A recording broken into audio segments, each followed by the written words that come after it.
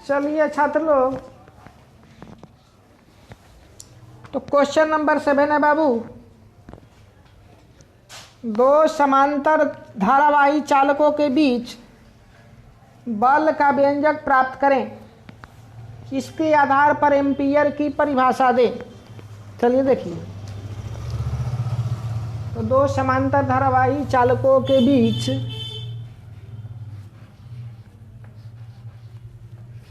बल का व्यंजक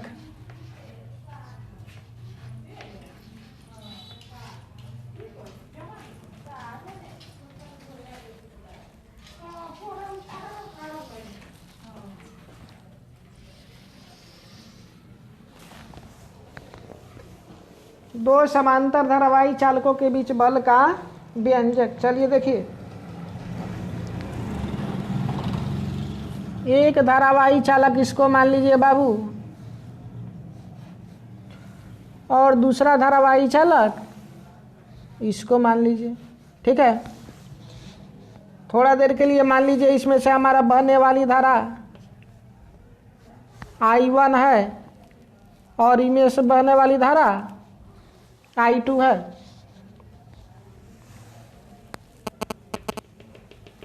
और ये चालक हमारा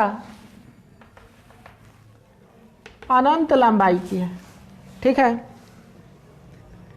अब देखिए बाबू, तो अगर इसे धारा इस तरीक़ा से बह रहा है नहीं जी, तो ये वाला राइट हैंड जो है हमारे पास प्लम रूल, ठीक है नहीं जी, तो इसमें हम क्या करते हैं बाबू, किसी एक को धारा किसी एक को नहीं जी चुंबकीय क्षेत्र की दिशा हम आसानी से व्यक्त कर लेते हैं।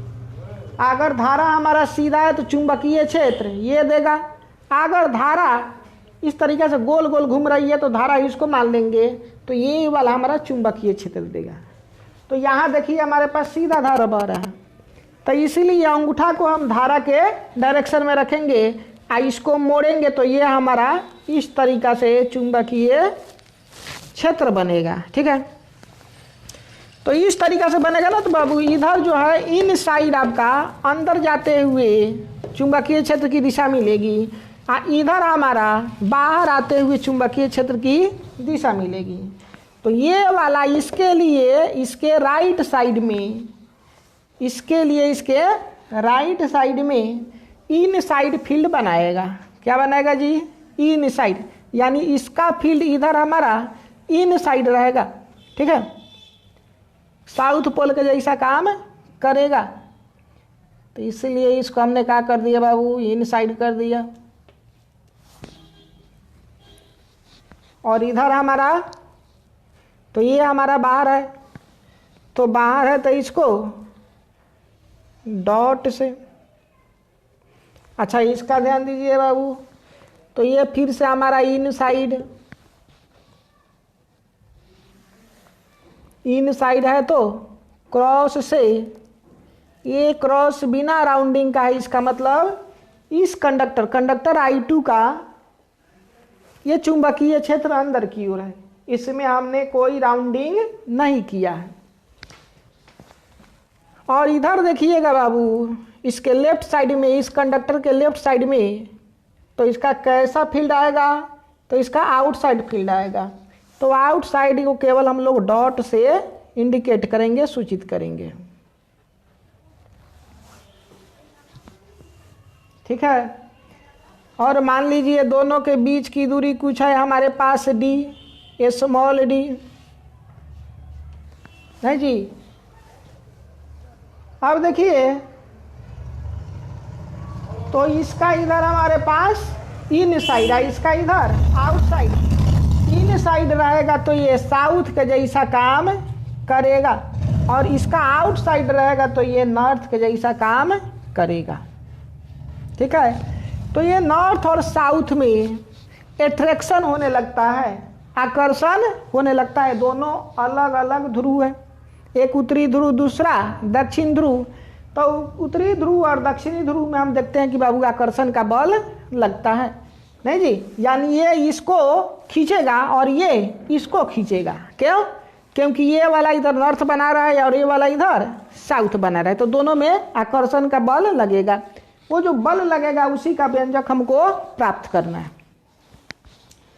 हम जानते हैं बाबू, जो चुंबकीय बल जो होता है एफ बराबर कितना होता है जी, तो I L B sine theta होता है। ठीक है, आई एल और बी, देखिए आई एल हमारा ऊपर है और बी हमारा अंदर है, या इसका भी आई एल ऊपर और बी हमारा बाहर, तो दोनों के बीच 90 डिग्री का एंगल बनेगा। इसीलिए साइन 90 डिग्री 1 हो जाएगा उस समय, और फोर्स जो हो जाएगा वो हमारा आई एल बी हो जाएगा। फोर्स कितना हो जाएगा, तो फोर्स हमारा हो जाएगा बाबू आई एल बी। ठीक है, तो इसी को निकालना है हमको। नहीं तो इसके लिए हमको मान लीजिए अगर इस पर ये फोर्स लगा रहा है तो इसका यहाँ पर चुंबकीय क्षेत्र कितना है ये निकालना पड़ेगा। इसमें से बहने वाली धारा I2 हमको पता है, नहीं जी, आए बस समझ में, तो हम आसानी से निकाल सकते हैं। चलिए देखिए,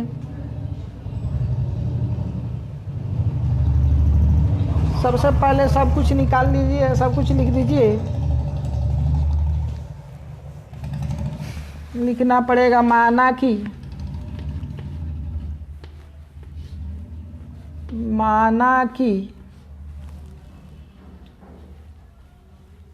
दो समांतर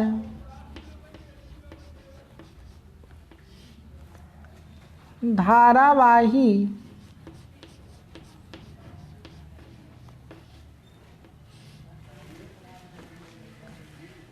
चालक, माना कि दो समांतर धारावाही चालक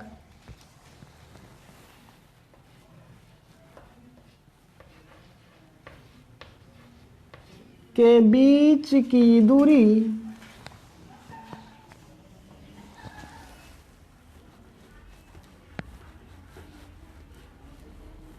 ए स्मॉल डी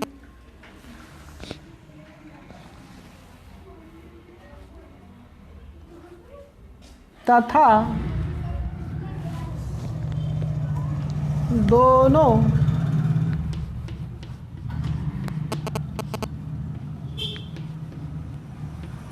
चालकों से प्रवाहित होने वाली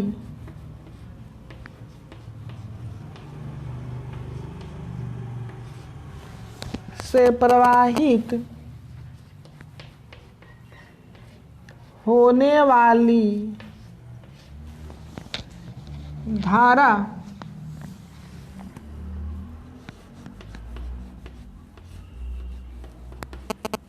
I1 तथा I2 है,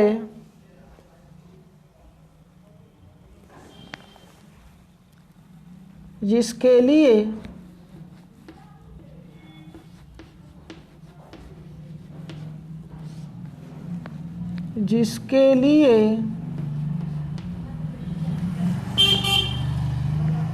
बल का व्यंजक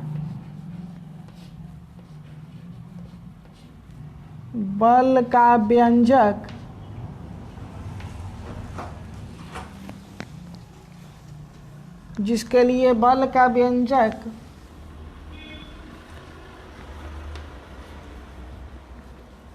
हमें ज्ञात करनी है।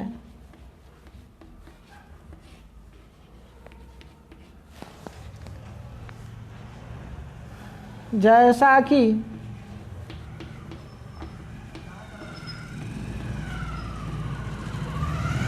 चित्र में दिखाया गया है,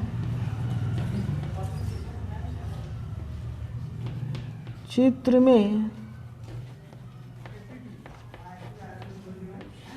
दिखाया गया है।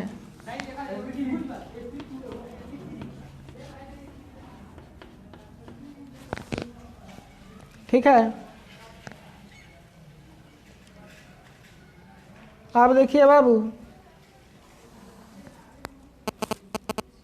हम जानते हैं कि है जी। हम जानते हैं कि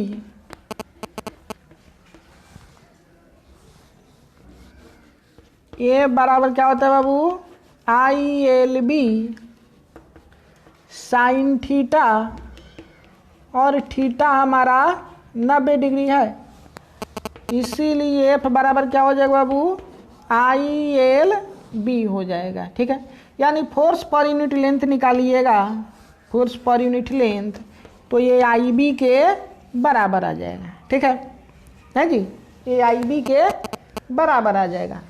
यानी इस पर अगर फोर्स हम लोग निकाल रहे हैं बाबू, तो इस पर फोर्स कितना होगा, तो इसे बहने वाली धारा I2 और यहाँ उपस्थित चुंबकीय क्षेत्र।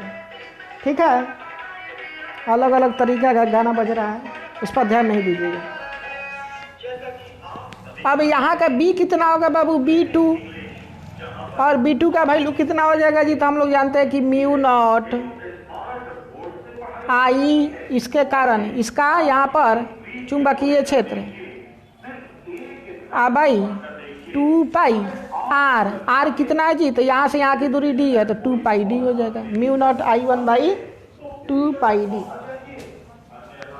ठीक है, तो लिख दीजिए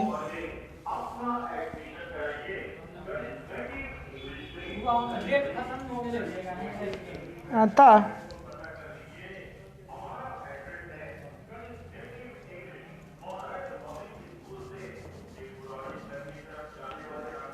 धारावाही चालक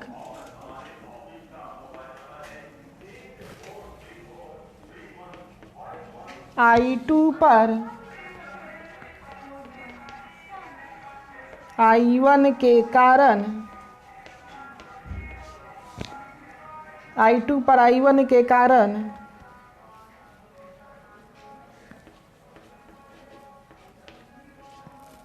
लगाया गया बल है जी, क्या हो जाएगा बाबू,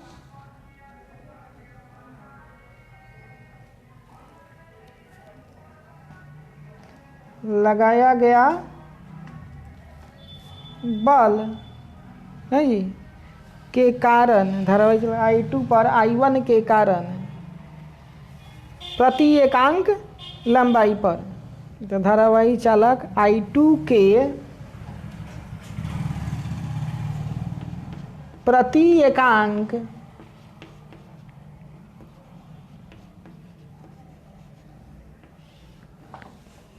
लंबाई पर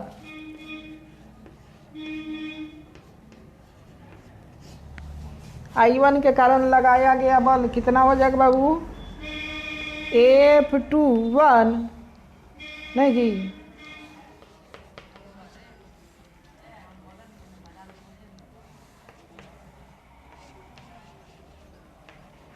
तो F21 कितना हो जाएगा बाबू, F21 बराबर F21 बाई एल, तो F21 बाई एल बराबर क्या हो जाएगा जी, तो I उससे प्रवाहित होने वाला धारा I2 है, और वहाँ का B यानी B2। अब देखिए अब B2 का वैल्यू कैसे हम लोग लिखेंगे छात्र, तो यहाँ से आ गया F21 बाई एल बराबर I2 तो दिया है डायरेक्ट, B2 कैसे निकालेंगे, तो B2 निकालने का formula mu naught I1 mu naught I1 by 2 pi D, चूँकि B का फॉर्मूला होता है हमारा mu naught I by 2 pi D। तो यहाँ से आ गया बाबू फोर्स पर यूनिट लेंथ बराबर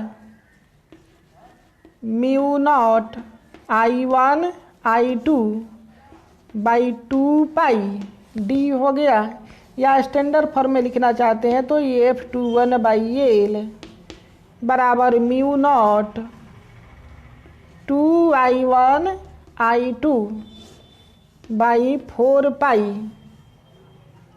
D है जी।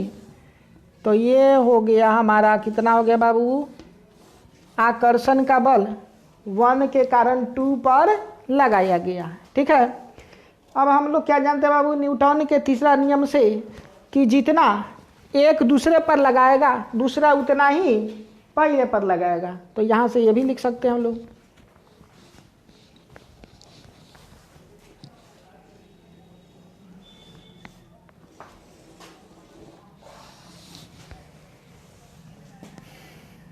कि अब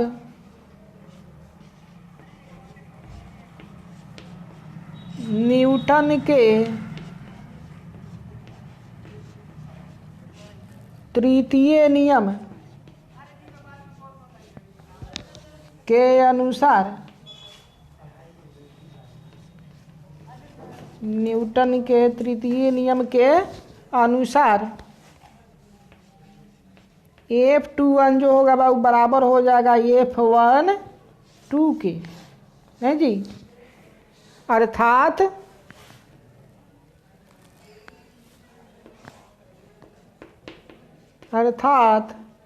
F12 बराबर इतना ही हो जाएगा बाबू μ0/4 पाई I1 I2/d।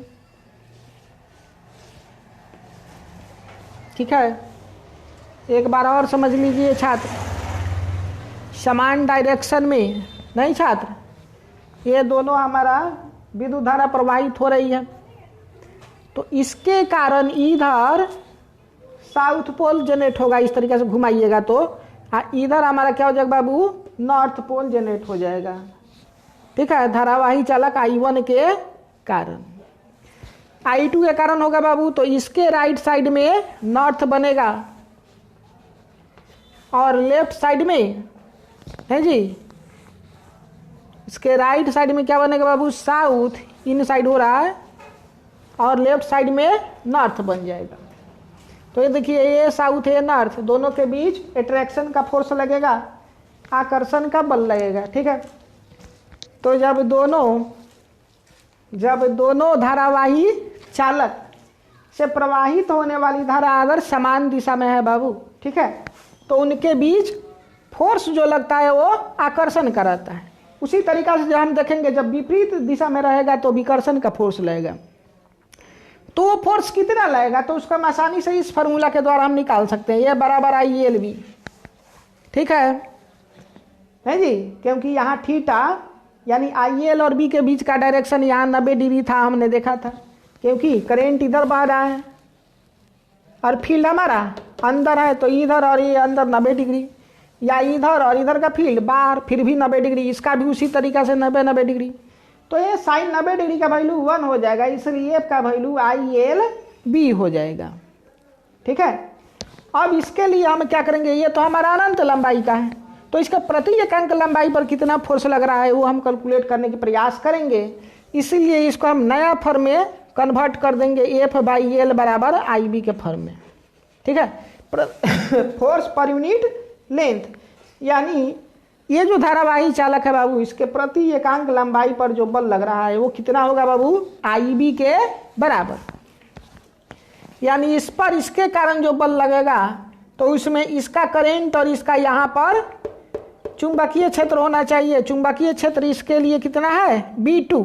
ठीक है, तो इसका I2 और B2 हम मल्टीप्लाई कर देंगे तो फोर्स पर यूनिट लेंथ हमारा निकल जाएगा। नहीं जी, अब देखिए छात्र, B2 कैसे निकालेंगे, तो हम लोग फार्मूला जानते हैं μ0I/2πr, μ0I/2πr। यहाँ पर विद्युत धारा के प्रवाहित के कारण अगर फील्ड यहाँ पर हम निकालेंगे तो उसके लिए जो विद्युत धारा प्रवाहित हो रहा है उसका मान हमको चाहिए जो I1 है, यहाँ से इसकी दूरी चाहिए जो D है, तो B2 हमारा निकल जाएगा μ0I1/2πd, जो यहाँ पर लिख देंगे हम लोग। ठीक है, अगर ये B2 निकल जाएगा तो ये I2 हमको पता है, दोनों को आपस में मल्टीप्लाई कर देंगे तो इसके कारण इस पर लगने वाला बल निकल जाएगा।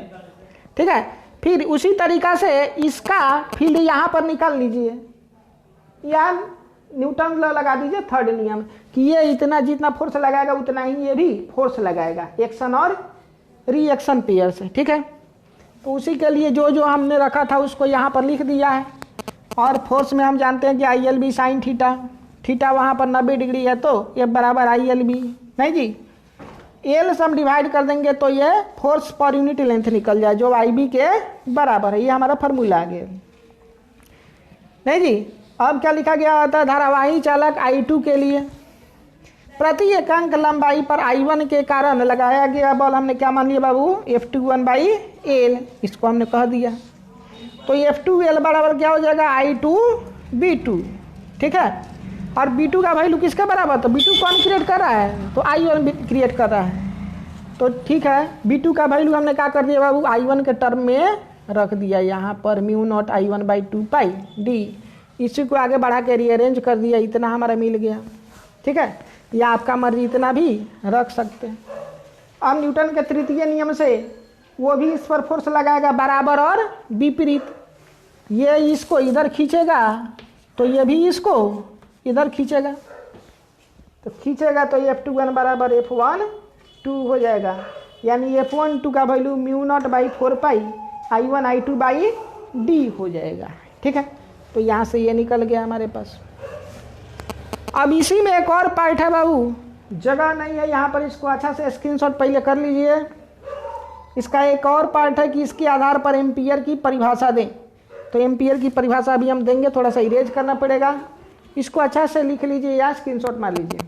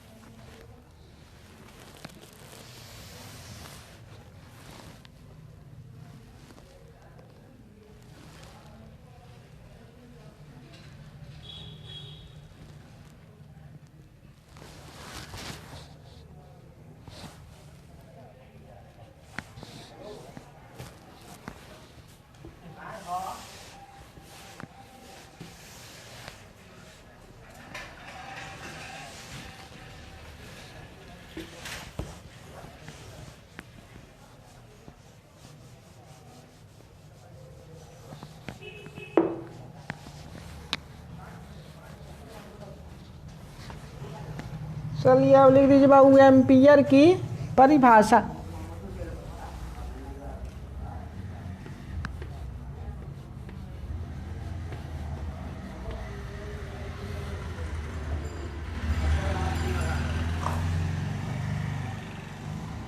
चलिए एम्पियर में लिख देंगे हम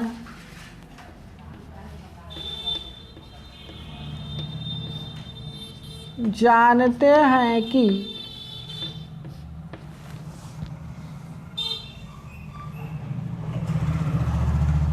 फोर्स पर यूनिट लेंथ, नहीं जी कितना है बाबू, तो μ0/4π 2I1 I2/d, μ0/4π 2I1 I2/d। अब यदि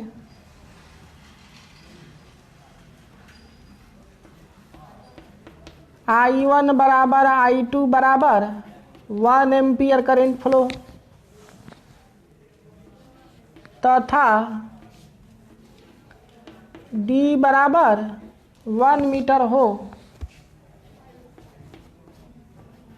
तो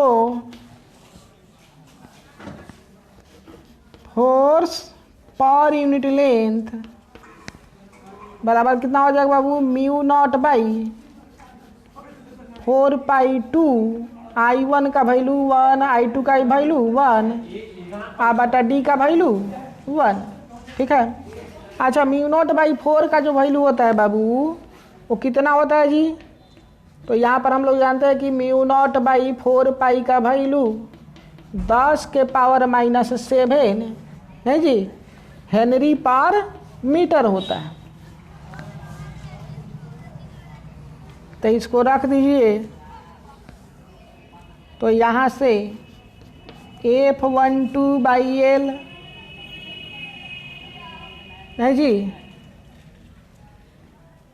चलिए बराबर कितना हो जाएगा बाबू, इसका वैल्यू 2 यानी 2 × 10 इसका value 10⁻7 newton per metre, force per unit length इतना। इसका क्या मतलब कि अगर दो धारावाही चालक के बीच जिसका दूरी 1 मीटर हो, जिनके बीच की दूरी कितना हो बाबू 1 मीटर हो, के बीच अगर प्रति एकांक लंबाई पर लगने वाला बल 2 × 10 के पावर -7 न्यूटन पर मीटर हो, ठीक है, तो धारा 1 एम्पियर कहलाएगी। यही एम्पियर का परिभाषा है नहीं जी। तो इस चीज को लिख लीजिए।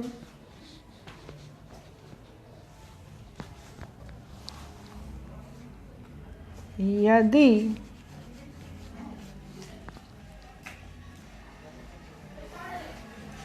दो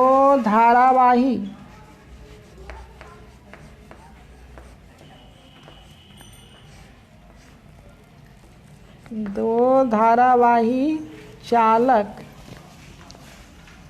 जिनके बीच की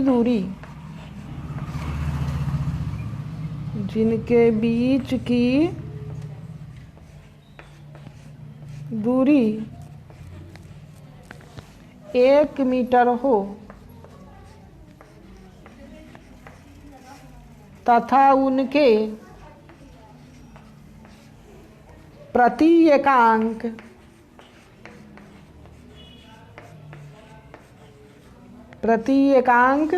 लंबाई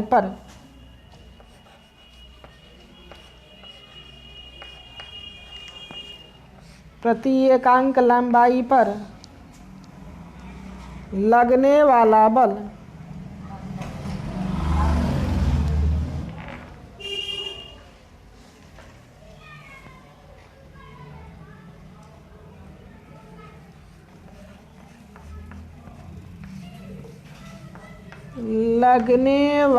बल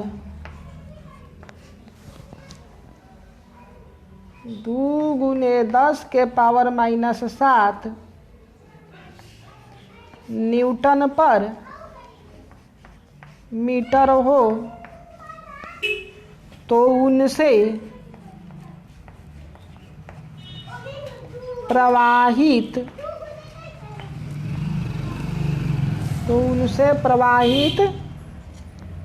धारा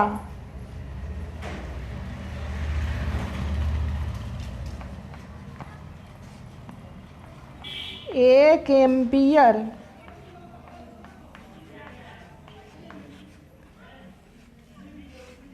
या एम्पियर कहलाती है।